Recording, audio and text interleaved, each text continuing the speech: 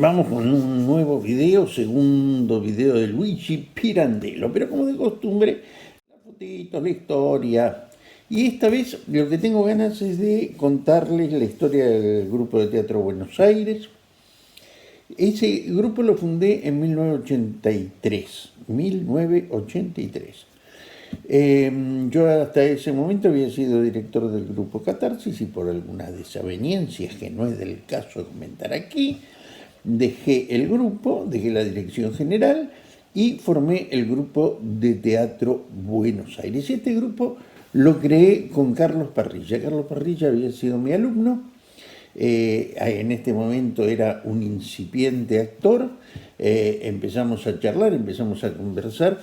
Justo en la esquina de la UPB de Ciudad de La Paz había un boliche fantástico que se llamaba Signos, que se transformó con el tiempo casi en mi oficina. Bueno, y allí pergeñamos con Carlos Parrilla la creación del grupo de teatro Buenos Aires. No sé, el nombre se le ocurrió a él, que no es de las mejores cosas que existe como nombre del grupo, pero bueno, ya que estábamos, fuimos para adelante. Y concretamos el primer espectáculo, que fue La Valija. La Valija es una obra de Julio Mauricio, creo que ya les hablé. Bueno, y ese fue el lanzamiento del grupo. Ahí también hicimos nuestro primer infantil, que fue Tornillos Flojos, y ahí aparece Marinés como autora. Como autora de mi, aparece y no desaparece nunca más.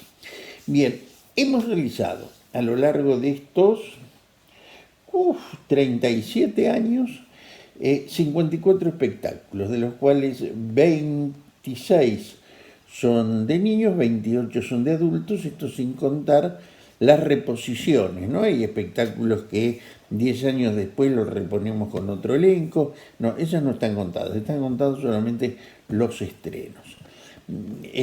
Fatigosa tarea a lo largo de estos 34 años.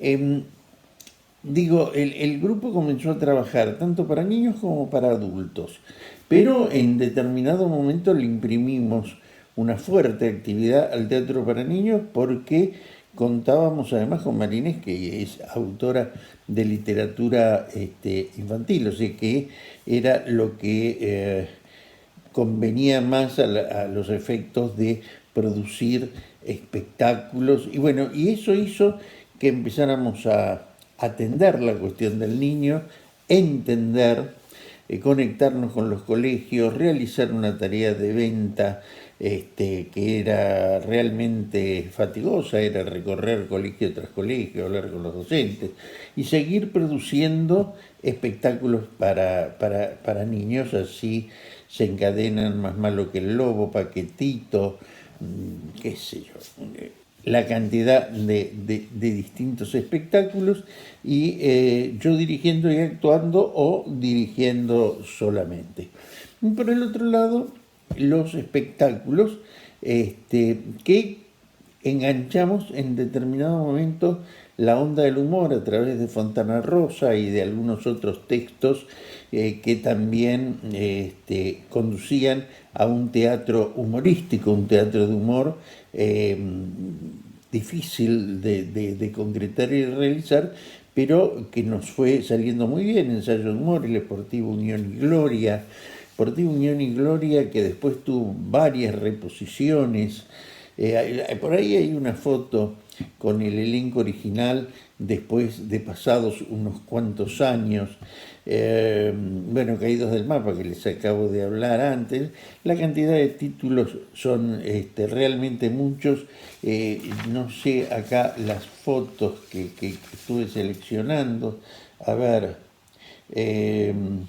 Juan Calle, La Tómbola, volumen 3, Waterloo School, qué sé yo, fueron muchos realmente, toda una vida, o casi una vida, con el grupo de Teatro Buenos Aires, por la que pasó también mucha gente, muchos actores, muchos amigos, y muchos de ellos aún pertenecen conformando el grupo.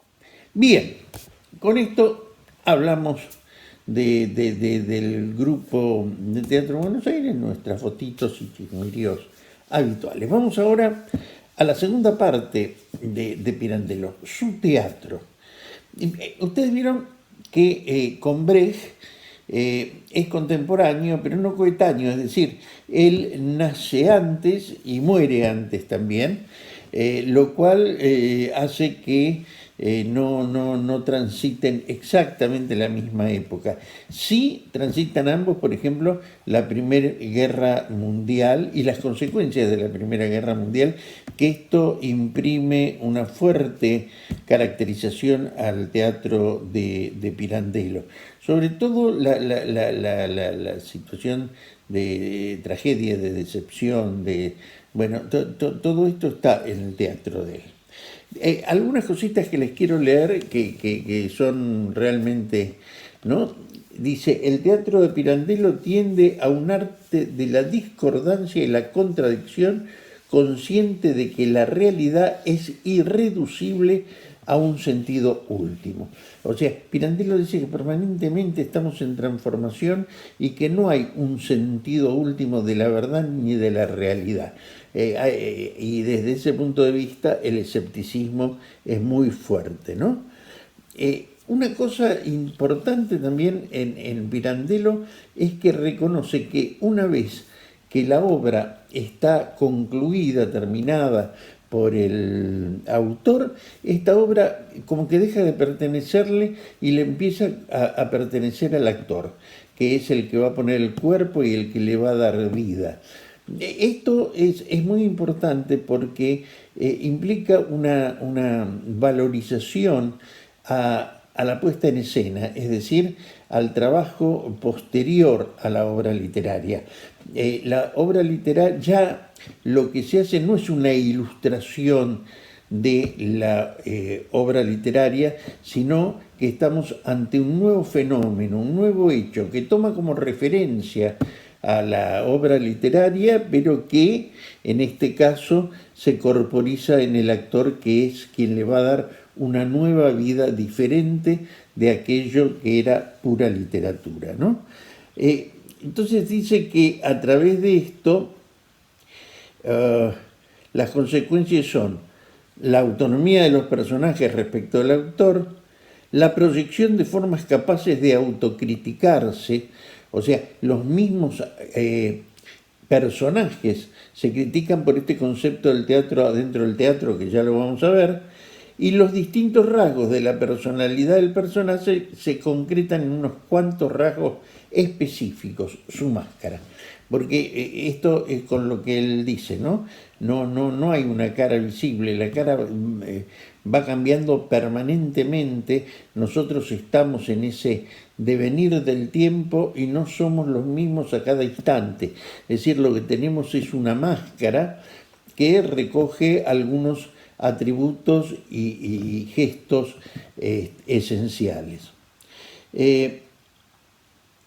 O sea, él plantea directamente el absurdo de la vida y del ser humano.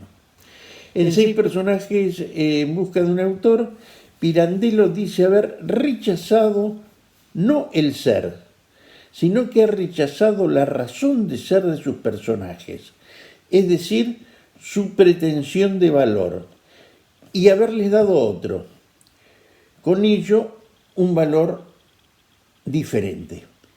Parece ser que esto se llama alegoresis.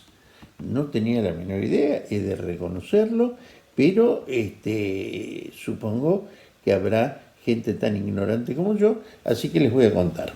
La alegoresis, que deriva de la unión de los conceptos de alegoría y exégesis, define un procedimiento interpretativo tendiente a descifrar el sentido profundo detrás del sentido literal. La alegoresis es un procedimiento usado en la interpretación tradicional de los textos sagrados. Entonces lo que dice acá es que Pirandello, al darles un nuevo ser a este ser que él niega en sus personajes, hace esta alegoresis. Esto ya después lo vamos a ver bien en 6 personajes en busca de un autor, ¿no?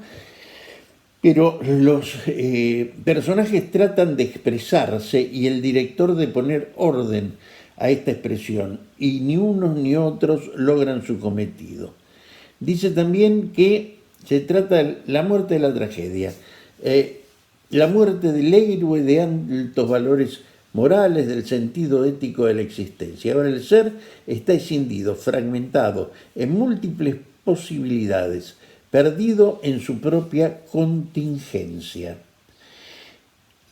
La crisis del siglo XX, ¿no? Decididamente, ahí ya la está anticipando esta fragmentación, lo que después va a dar lugar al teatro del absurdo, al teatro de la crueldad, todo esto viene como consecuencia, ¿no?